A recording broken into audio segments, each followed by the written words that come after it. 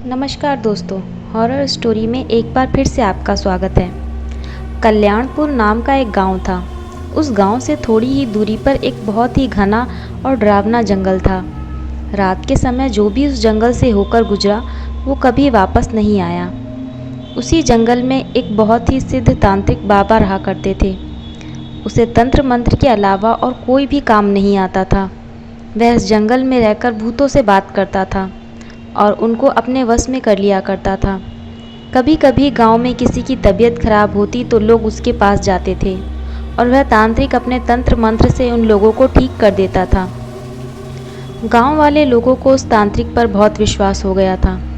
उन लोगों को लग रहा था कि तांत्रिक हमारा और हमारे गांव का रक्षक बनकर आया है, लेकिन उन्हें पता नहीं था कि वह तांत्रिक अपने जादू मंत्र से धीरे धीरे गांव के एक एक आदमी को गायब कर रहा था। तांत्रिक के पास एक कुर्सी रखी थी। वो कोई मामूली कुर्सी नहीं थी।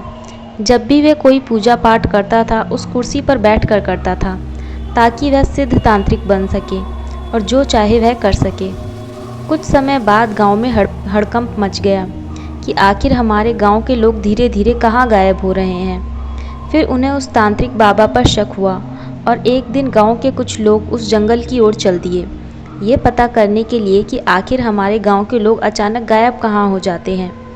वह लोग धीरे धीरे जंगल के बहुत अंदर चले गए।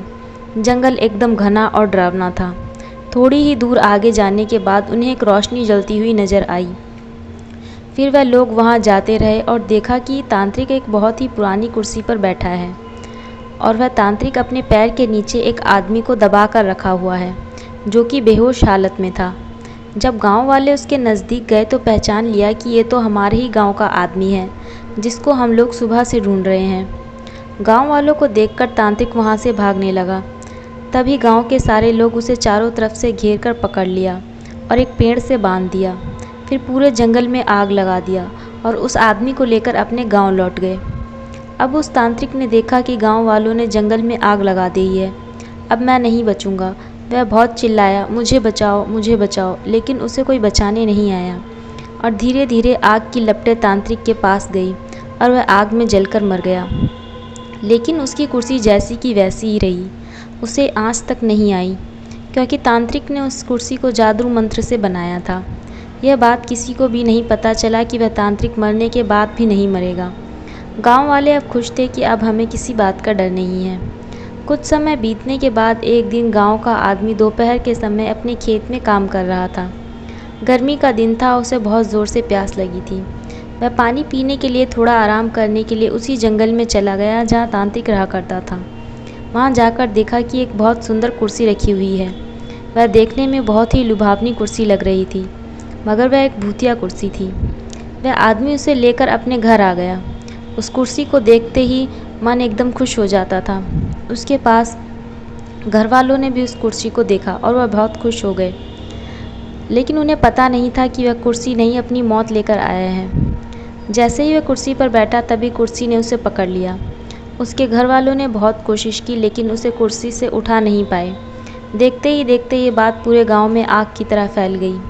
गांव के लोगों ने भी बहुत कोशिश की उसे कुर्सी से अलग कर सके, लेकिन वो लोग भी असफल हो गए। उसे काटने और तोड़ने की भी कोशिश की, लेकिन उस कुर्सी का कुछ नहीं हुआ। थोड़ी देर बाद गांव वालों के सामने ही कुर्सी में अपने आप आग लग गई। देखते ही देखते वह कुर्सी जलकर राख हो गई और वह आदमी तड़प तड़प कर मर गया। उसके मरते ही वह आदमी और उसकी जली हुई राख सब के सब गायब हो गए। ऐसा लग रहा था यहाँ कुछ हुआ ही नहीं। तब से ऐसी घटना हर 2 या 3 दिन पर गांव में होती रहती थी। तभी कुर्सी कभी टेबल तो कभी खटिया बनकर लोगों को लुभाता रहा, उन्हें तड़पा तड़पा कर मारता रहा। उस कुर्सी वाले भूत ने गांव में इतना दहशत फैला दिया कि सभी लोग गांव छोड़ने के लिए सोचने लगे।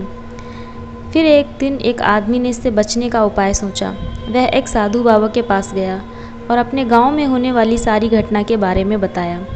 दूसरे दिन सुबह सुबह ही वह साधु बाबा उस गांव में आए और सबको अपने घर से घी, चावल और लाल कपड़ा लाने को कहा। साधु बाबा उस गांव के चौराहे पर एक पूजा करवाई।